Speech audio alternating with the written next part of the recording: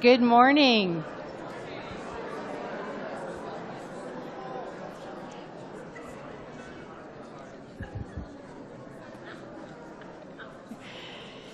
Good morning. By the sounds of it, you might be glad to be here. We're glad you're here.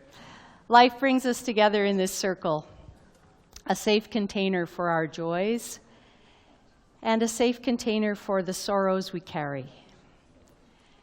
It brings us together as a pause in the bustle of life and as a place of sanctuary in the loneliness and the solitariness of life.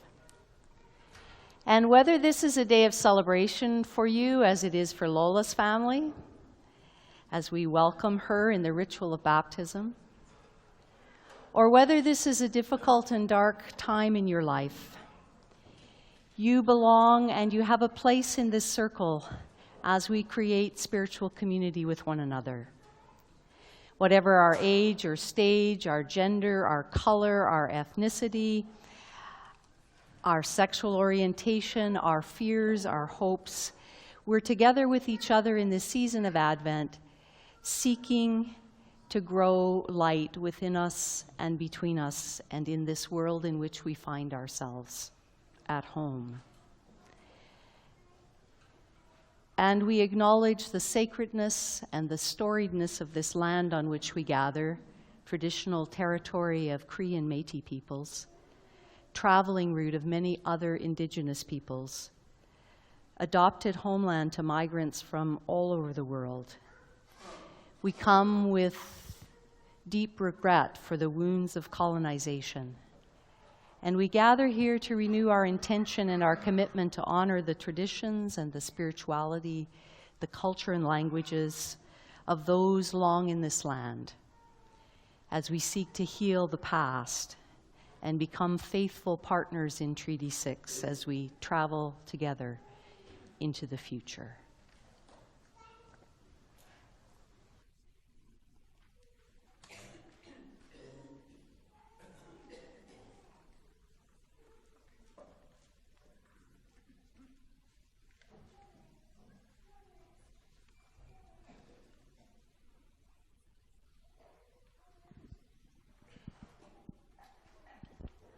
Today marks the second Sunday in the season of Advent, a season that celebrates 4 weeks leading to Christmas.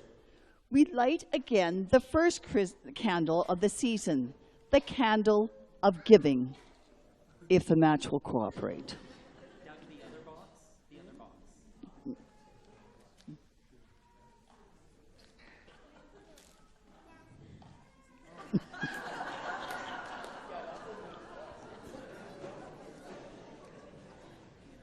Okay.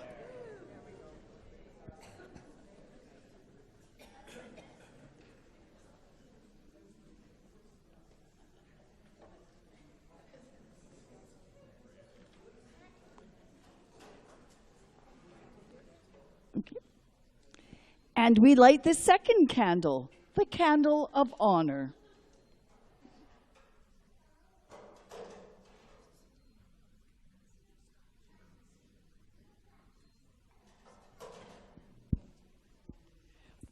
We recognize that to honor is to recognize, to delight and celebrate. We light the candles of hopes that we might live with a spirit of honoring each other, our diversity, and the wisdom of the ages. May these flames light our way as we continue our journey toward Christmas.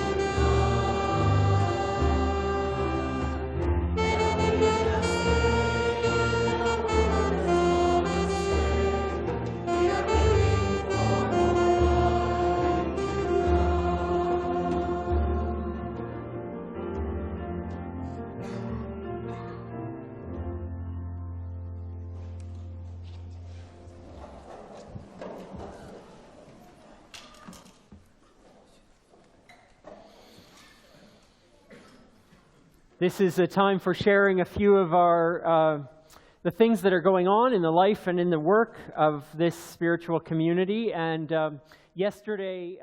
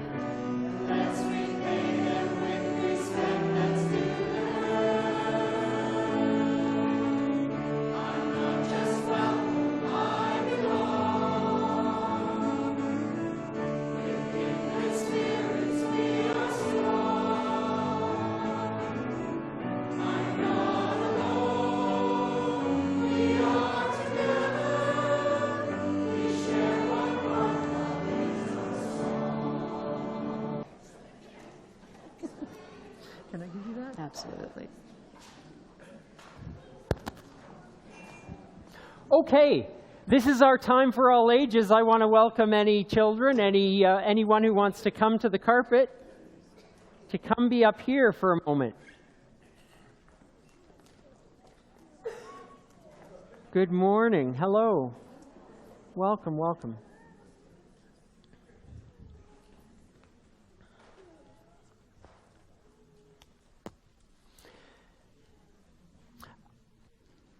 Who here ever has had a birthday? Have you? Just one of you. Okay. No, you've all had birthdays. On a birthday, you have a cake maybe with candles. On the birthday, do you get some presents maybe? On a birthday, lots of people come up to you and they'll say, "It's your birthday, happy birthday." And they make you feel, all those things make you feel kind of special. It's like, oh, it's my special day, I feel really great. People are wanting to know how I'm doing, they're giving me things, they're coming over to see me. It's great. Birthdays are the way that we honor each other, that, hopefully when we have a birthday, we have someone in our life that honors us with their time and with they want to spend time with us. Imagine, though, that it doesn't have to be our birthday to feel that way. Imagine that we could make someone feel special and honored any day. I wonder how we might do that. Well, we might not give them gifts every day. But we might not bake them a cake every day. But I bet you there's things we can do to make someone feel special. Does anyone have any ideas? What could we do to make someone feel special?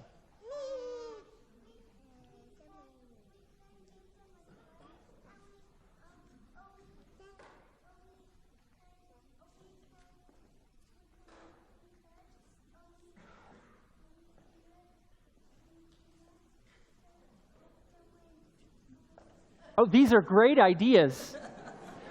Let me see if I got you. We could make them a card. We could help. No, let me see. The last thing you said was could help them with something. Did you say that? Yes. So we could help someone with something. We could give them a card. We could make them something special. There's other things that we can do for people that make people feel special. We can just use our words sometimes. We can say, I really like you, or I like playing with you. We could play things with them. That's true. When we totally, yes. There's so many things we can do to make someone feel special and honored. Not just once a year, anytime. We can do it anytime.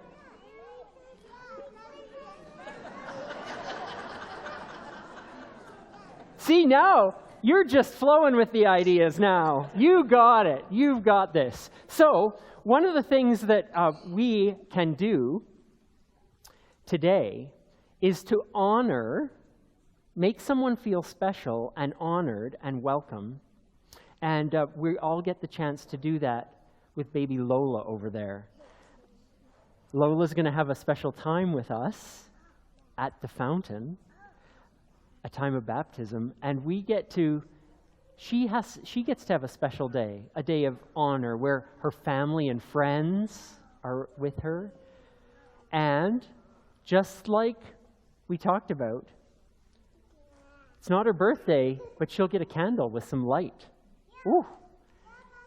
And I think she's too young to blow it out, but it's special, and we get to honor her. And isn't it lovely that we can make someone feel special anytime we want?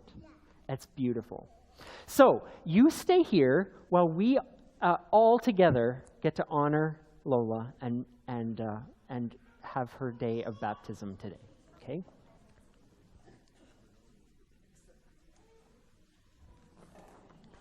So we invite Lola, of course, and we invite Celeste and Cody and her godparents, Jennifer and Nicholas, to come join Nancy and me up here. This is great.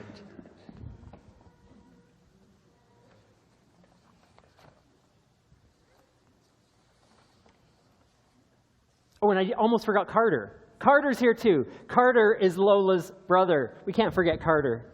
I'm glad you're here, Carter. So we gather here with Lola's family to celebrate her belonging. With water and light, we celebrate Lola's place in this world and honor her connection to all of life. Above her are the stars. Beneath her is the earth. Within her is the light of life. We bless her with water today that, like the earth, her life might be grounded. We gift her with a burning light that, like the sun, her spirit may shine. And we bless her with our words that she may know that we journey with her in our quest for meaning and purpose. So we gather around this fountain and around this family to share their journey. In this ritual of belonging, we recognize that this child is a child of the universe. She belongs to the universe.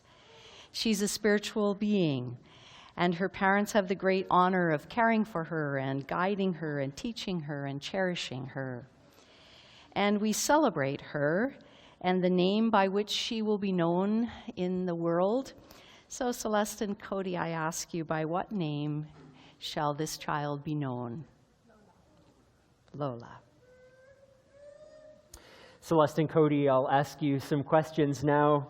As you seek to celebrate the sacredness of life, do you seek to instill a sense of wonder and passion and gratitude for the gift of life in Lola and to inspire this awareness in her? Do you seek to nurture Lola in her spirituality and help her to take her place in the world as a loving, responsive, and responsible human being, embracing discovery, creating possibilities for her to experience the sacredness of life more deeply? And do you seek to grow and evolve in your connection to meaningful values and find ways for your family to cultivate community, express compassion, celebrate diversity, engage life with spiritual depth, and seek to make a meaningful difference in the world?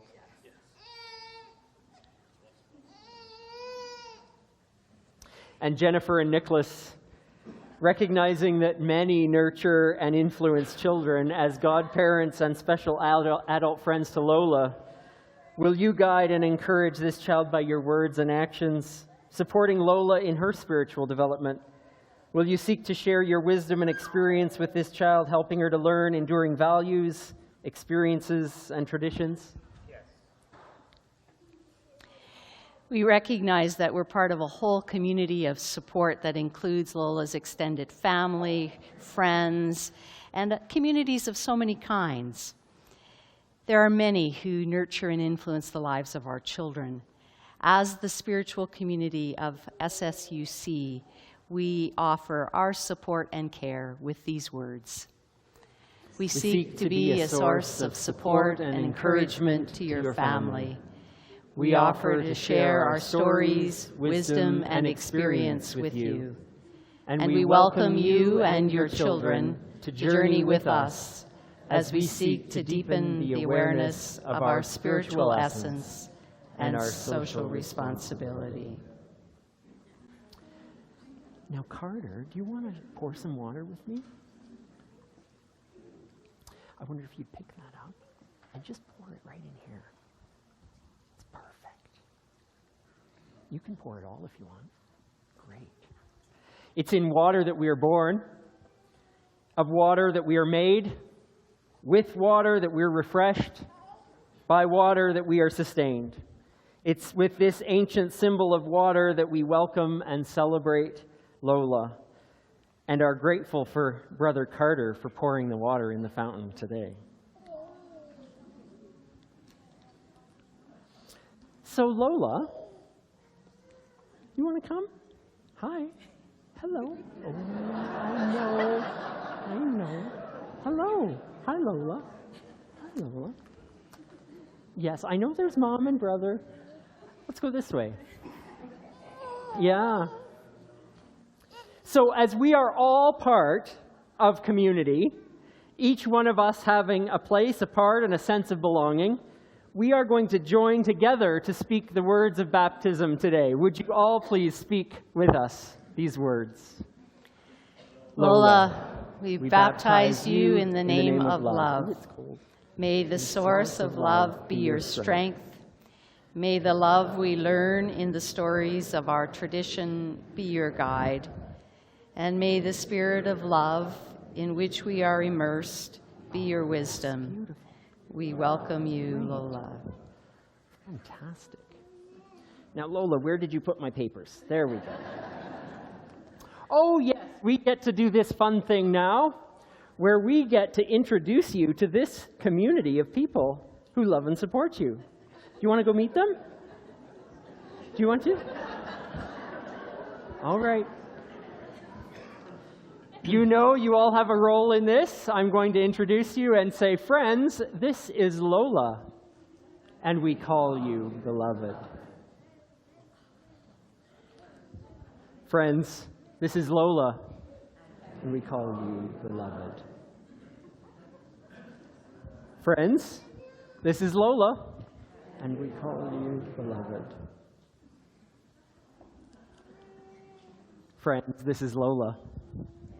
Call you beloved. Hey kids, look.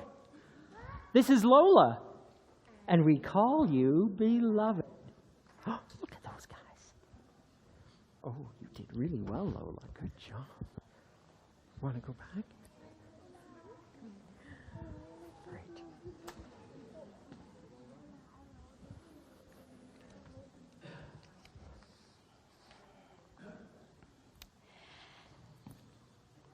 And we gift you with this candle that symbolizes the light in Lola. May it burn brightly in her. May it be a reminder that her light joins with all of ours and with the light of the cosmos.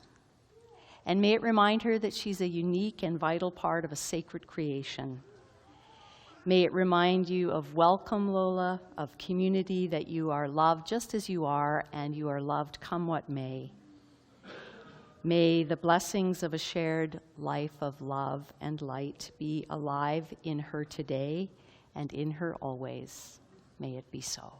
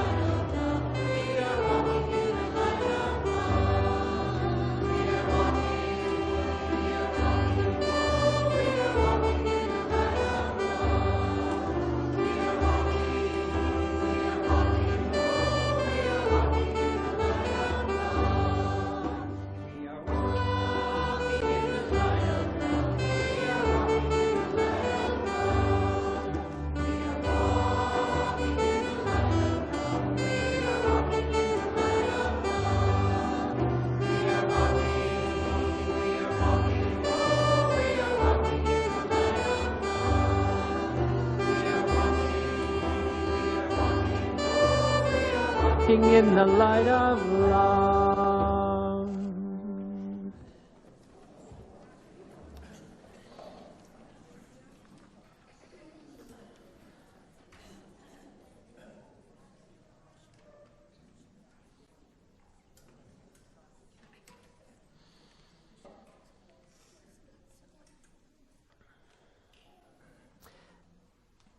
In the first century, when the Christian church was just young, there were many communities just starting, finding their way in what it meant to live as spiritual community. And in this time, letters were shared back and forth between communities, letters to encourage, letters to help in times of trouble. And this is one of those such letters to the church in Rome, who were in the midst of a bit of an argument and needed help to know how to resolve it.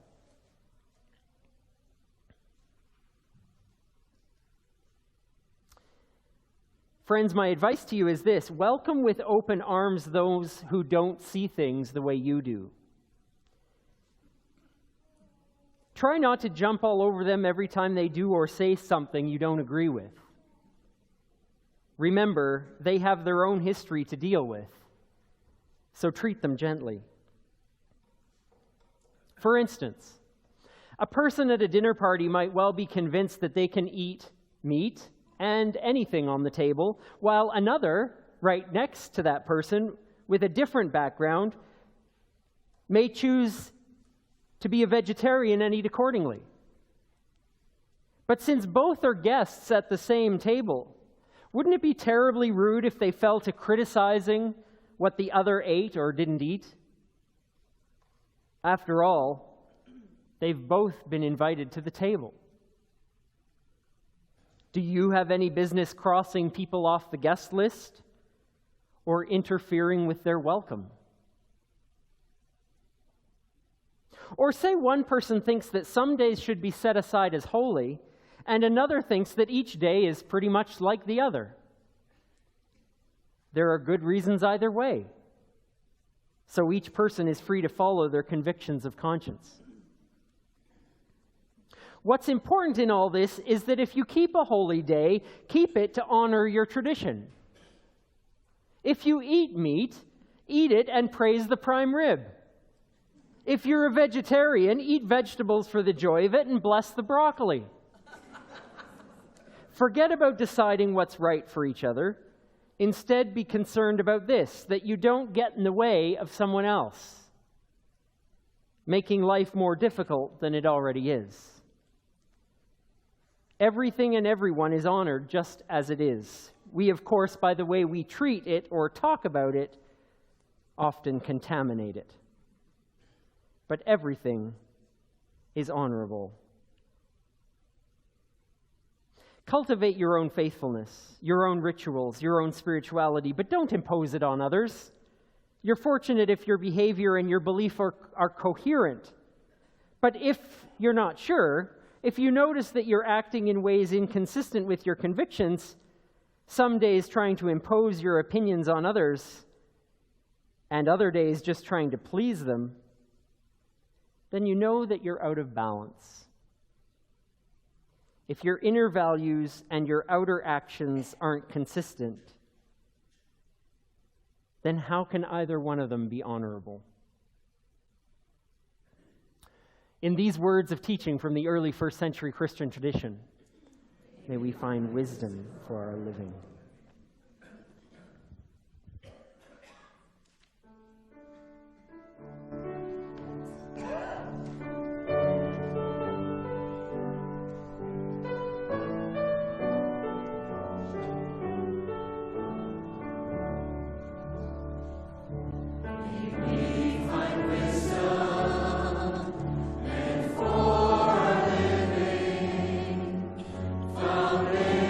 Wonder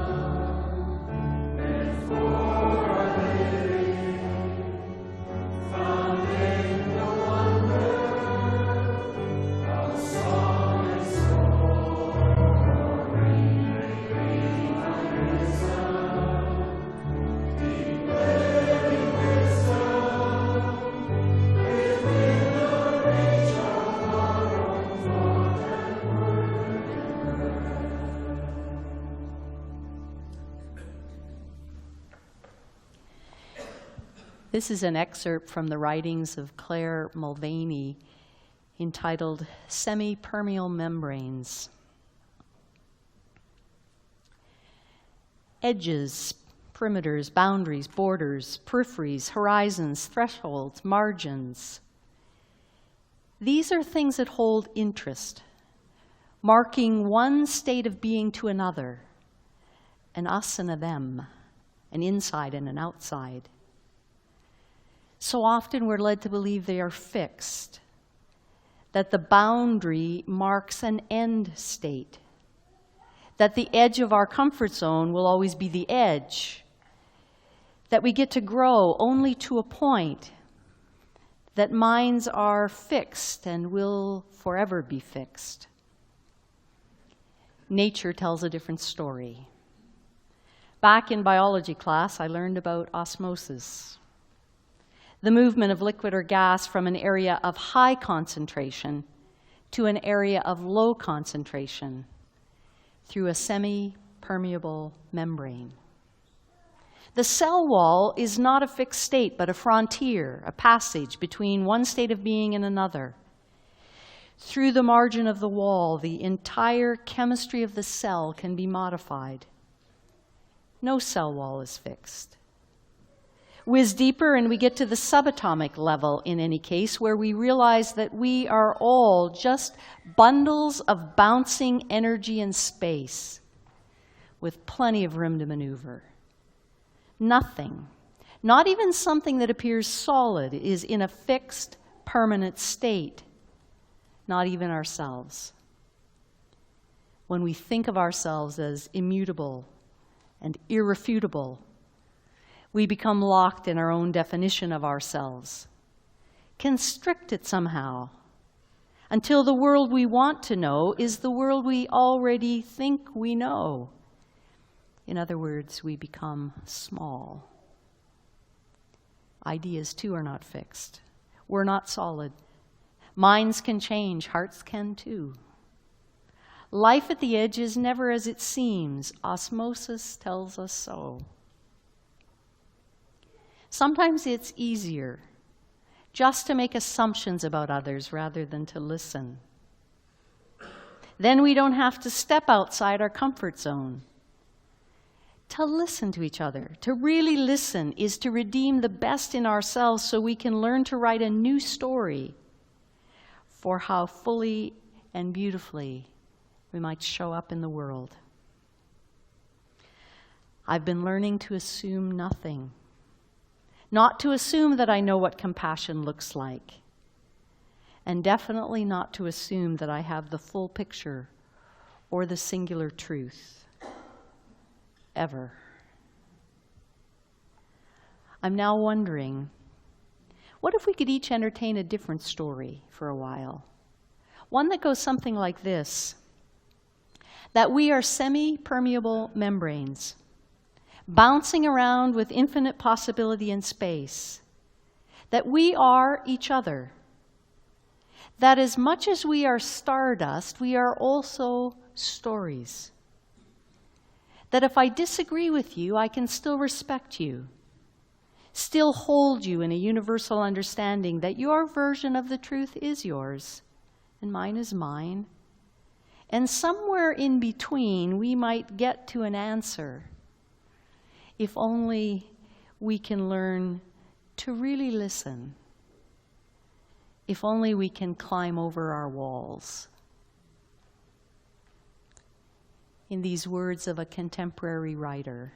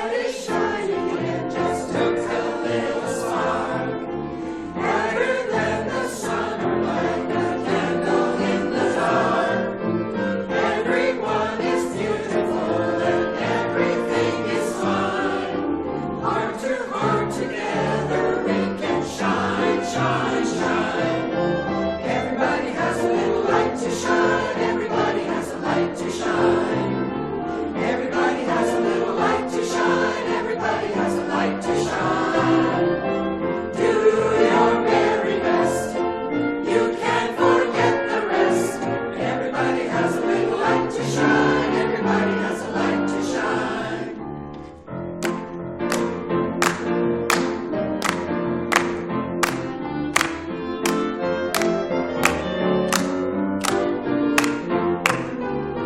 Shine your light.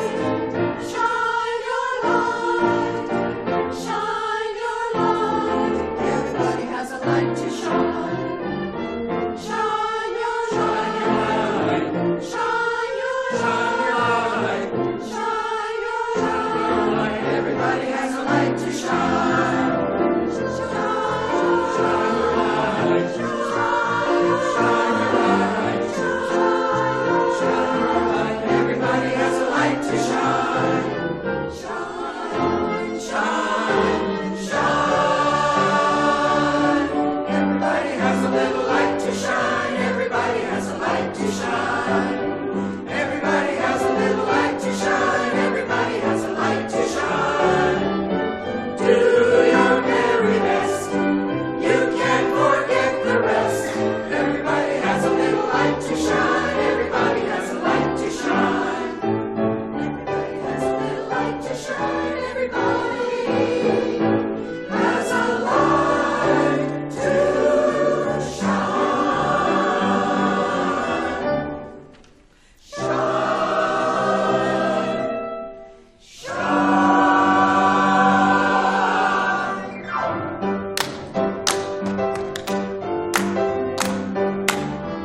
Everybody has a little light to shine. Everybody has a light to shine.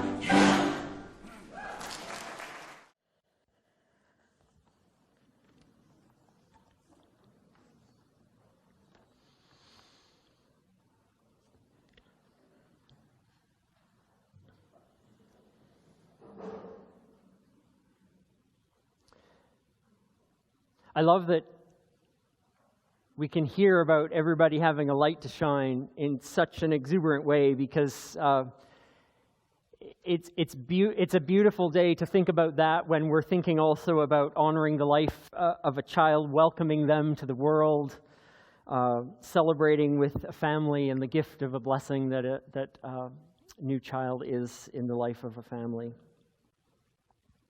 Moments like these help us to enter into our word that represents for us the letter H in our series, our long alphabet soup of deeper living. And that word today is honor. That we can honor the light of humanity, the spark of life, the connection to all that is within Lola, and then as a reminder of our own connection, our own light, our own oneness with this planet and with the cosmos. That is honoring that blesses in both directions. To honor another thing, another person, another idea, a place, to honor anything is to see that as it truly is. Not to compare someone to a standard that we've set and find them worthy or not worthy, but to honor the uniqueness of another person and to bless them because they are them. Honoring is first seeing and experiencing who a person is, as the author of the reading that Nancy spoke about a moment ago, Claire Mulvaney, said, to hear, to really hear them, to see, to really see them. That is the first step toward honoring. And it's to honor a person on their own terms and being willing to offer respect for the glory that is that other person. In the ancient Hebrew language, the word for honor that gets used most often is kaved. It has the sense of giving weight, of acknowledging the physicality of another. So when they use that word honor, that word implies that this person here in front of us has a presence,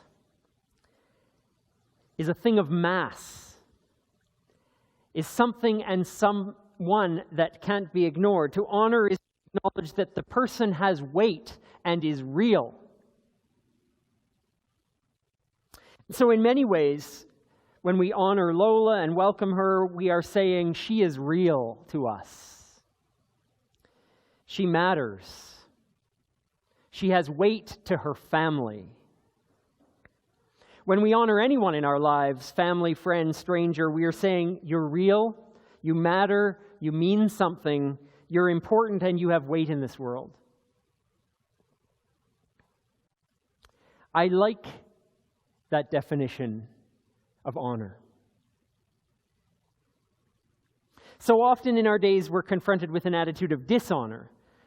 Those who think to be funny, they need to disrespect others. In order to build something, they need to tear something else down. Online conversations that turn nasty and personal because others don't think the same way that they do. And we can only do that when we hide behind a screen because there's no weight to the other person. There's no mass. There's no someone right there that we need to honor. Think about that definition, to give weight and to make real. A lot of what we see in our lives is about dismissing the other, not giving others consideration, but writing them off because they don't fit our standards, our ideals, or our understandings of how the world should work. I can find 20 reasons, personally, to dismiss a person because of who they voted for, or because you interpret your faith the way you do and not the way I do. Or because you name it, we can dismiss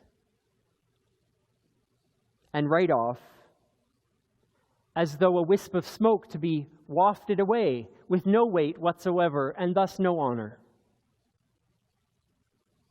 On a smaller scale, we can understand that attitude of dishonor. At least I can. I think about the work that we do. We all have work that we do in our days. Some of it we do with great joy because we love it. But we all have tasks in our days, don't we? That we do not because we love it, but because we have to. Any job, any daily task that's on the list, the things we get to first sometimes are, oh, I really like doing that, let's do that. But then there are things on our list that, oh yeah, we got to do that. And whether we task ourselves with it on our to-do list or we're asked to do it by another, sure, we might do the job, we might get it done, but not before we roll our eyes or groan or swear under our breath. Or we hear an idea when we're in conversation. Someone will share their thinking about a subject, and although we nod our heads and listen, we're quietly thinking to ourselves, oh, give me a break. You can't seriously think that, can you? An attitude of dishonor tempts us to revel in the first chance we have to join up with someone who may understand us or see things the way we do so that we can complain about it afterwards. So we can say, can you believe that happened? Can you believe that person said what they said? Can you believe this garbage we have to do? Can you agree with me how terrible that was? And it doesn't just happen in Buckingham Palace. It happens to all of us, where we are fast to get with someone who probably understands and say, can you believe that?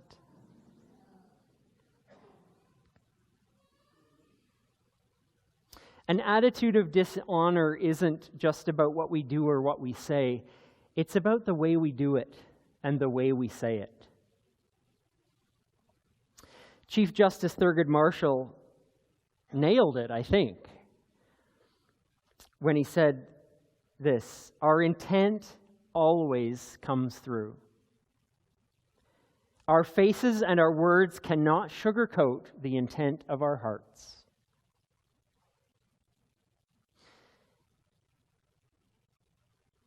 Our hearts, our attitudes are always will reveal our true feelings. So even though we think we're whispering that under our breath, or that our eye rolls are just for us behind our eyelids, they always get revealed. Our hearts betray us. And honor has to do with our own attitudes, how we allow ourselves to react and respond. An attitude of honor implies that no matter how someone else acts, I won't let myself get pulled into that negative attitude that doesn't see a person as real, as someone who matters, as one who, even if not to agree with, at least to respect, the same respect that we would wish for ourselves. An attitude of honor happens when we come at our relationships with a mind and a heart toward hearing and seeing someone else for who they really are. Not relative to us, in how our categories are confirmed or breached by their story or their existence, but about how they are without comparison to us, how they are as a weighty, real person. A long time ago, a letter was written to the early Christian church in Rome who were fighting amongst themselves. Well, who's right? The ones who eat meat or the ones who don't? Who's right? The ones that keep this day holy or the ones who don't? And what's the advice to this community in conflict? It's Disney's Elsa's advice. Let it go. Don't worry about what someone else is doing. Instead, be concerned about not getting in the way of someone else. Don't make life more difficult than it already is for another. Do what you do with honor and with integrity. Above all, be helpful and honor each person. The subject of the quarrel isn't to blame. It doesn't matter what you're fighting about. The details of the disagreement aren't at fault. This letter says, it's us. It's our failure to honor each thing and each other that tears at the fabric of community. That's fairly wise advice, I think. I heard this comment recently attributed to Bishop Desmond Tutu. He said, to build relationships with others, be impressed and interested, not impressive and interesting. To build relationships with others, be impressed and interested, not impressive and interesting.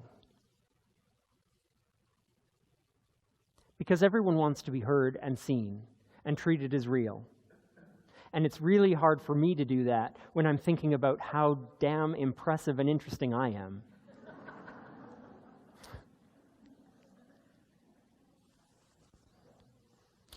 Claire Mulvaney again reminds us the edges. It's the edges and the boundaries and the peripheries and the margins. That's where all the interesting stuff happens. It's the interesting stuff that happens in a cell as things are moving in and out of it, and transpiration happens, and all the kind of stuff that's happening in and out of a cell. That's where we need to work hard that our edges aren't fixed. The same is true for us. It's at the edges of our experience and our comfort level. It's at the boundaries of where we thought was in and out, inside or outside, or in the family, out of the family. It's those places that are interesting. And it's those places where we meet those most unlike ourselves and where we encounter ideas that we hadn't considered. That's where we have the biggest opportunity to grow. At the edges of what's comfortable and at the horizon of what we ever dreamt was possible. At the borders of possibility. That's where you can say, you know, today I met someone that was so interesting. Because it was an experience I'd never had before in my life, and I learned about something completely different from my own experience.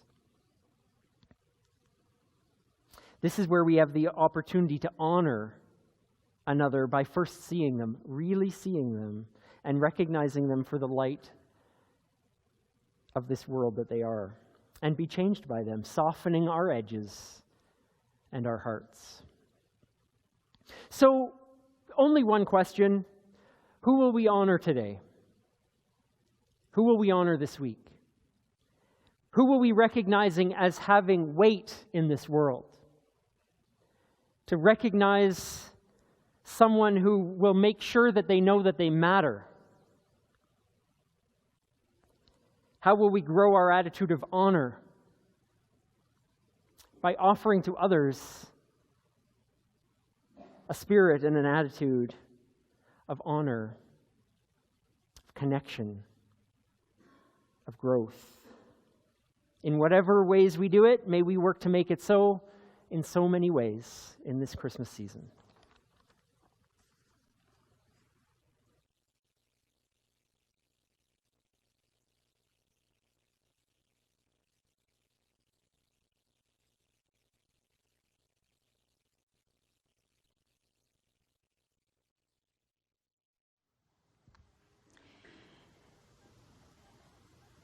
We make our way into these dark December days, taking the light of giving, of not just giving what we can do without, giving from our surplus, but giving what truly matters to us, our treasures of time and effort and energy.